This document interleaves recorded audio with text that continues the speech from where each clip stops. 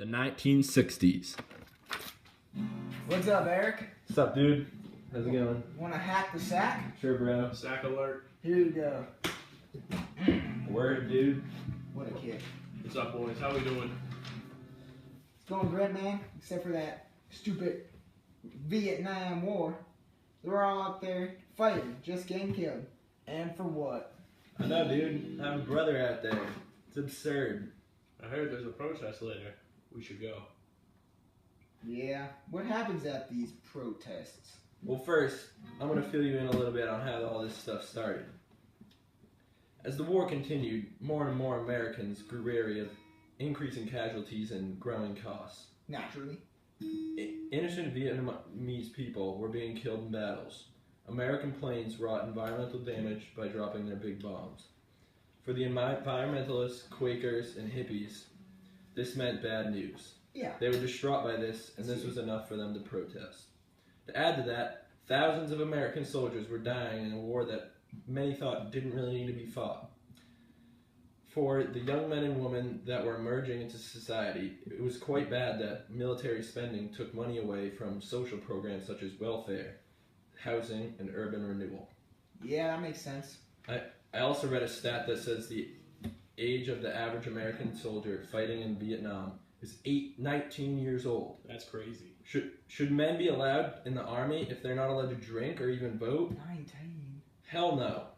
Unfortunately, these protests are getting dangerous. I myself am a peaceful man, so I hate war in the first place. But when the protesters start using violence to get what they want, that's just hypocritical, man. They're burning buildings, attacking cops, and that's not what it's about. This is about stopping war, not creating one. That's radical. Where can we see one of these protests? My friends said they're all over. The most often place for a protest to take place is on a college campus. The anti-war movement is made of mostly young adults. The college is the perfect place for a protest because you can gather many young adults quickly. That makes sense. I just heard of one in Washington, D.C. It's going to take place soon. I really wanted to go.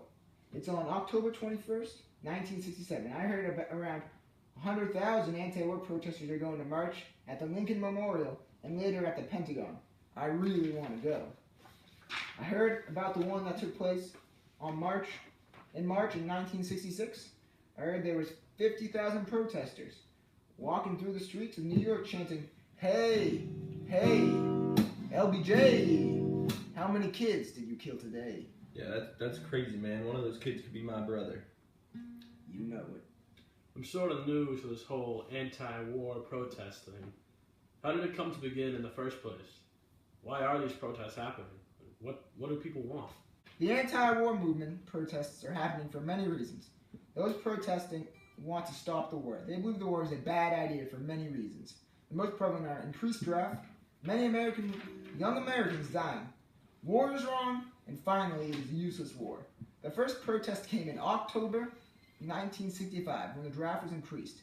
In February of 1965, it had only been 3,000 a month, but in October it was increased to 33,000 a month. That's a big increase. Those who had the means to pull themselves out of the draft and do a draft dodge could, but those with not a luxury upon, too many poor working class young men had to go into the draft and go to fight in Vietnam. So many protesters tore or burned draft paper. Personally, me and a bunch of my friends believe war is wrong. Regardless of politics, we are pacifists. And humans should love and not shove. Preach. Yeah. The final reasons why we protest is the most important. This is a stupid ass war, man. There is no real point. Who cares if the communists in North Vietnam? Who cares if the communists of North Vietnam reunify Vietnam? It is none of our business. This seems like we're butting our giant ass star-spangled head where it should not be. Hell yeah, man. I'm glad the movement's becoming popular. Something needs to happen soon so this can come to an end. But how are the protests going to cause an impact? Who are they going to impact? And what are they going to do about it? As the war dragged on to the 60s, student protests grew increasingly energetic and violent. Once peaceful gatherings quickly changed to violent protests. Often when police arrived on scene to arrest violent protesters, they were met with resistance. ROTC buildings were burned, and many colleges canceled classes due to heightened dangers on campus. You know, many people think that one of the reasons the war came to an end is because of the anti-war influence on President Nixon. On October 15, 1969, more than 2 million Americans across the nation skipped class and ditched work to express their dislike of the continuation of the war. More than 100,000 people gathered on Boston Common in the largest gathering of the day. These gatherings were very influential to Nixon, and he kept them in his mind as he deliberated over the war. So how are we going to protest?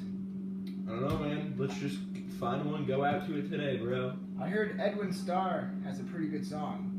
Do you Does guys want to, boogie to it? Absolutely, bro. Psychedelic.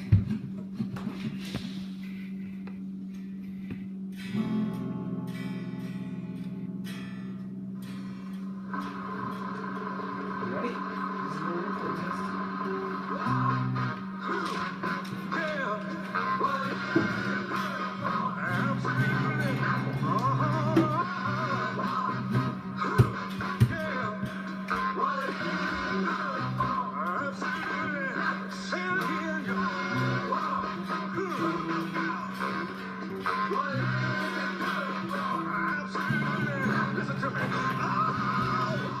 Allow me to introduce myself.